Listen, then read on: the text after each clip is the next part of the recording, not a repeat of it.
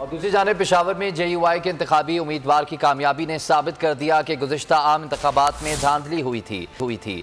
मौलाना फजल रहमान का तहरीक इंसाफ परवार कहा, सूबे में बल्दियाती इंतखाबात में हुकूमत पर उनके अपने ही लोगों ने अदम एतमाद का इजहार किया और अब लोगों ने पैगाम दे दिया कि ये जाली हुकूमत है।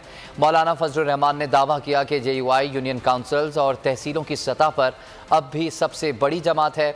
हमारी जमात सबसे बड़ी सियासी क़ुव्वत बनकर उभरी है।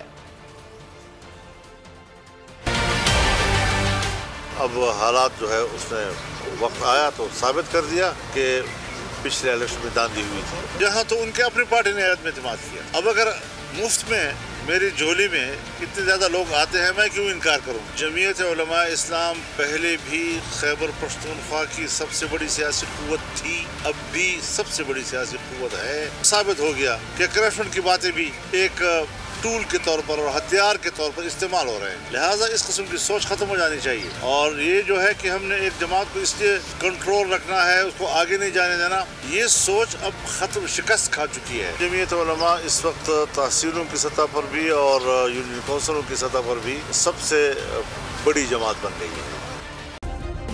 सब्सक्राइब करें और बेल दबाएं ताकि कोई खबर रह न जाए।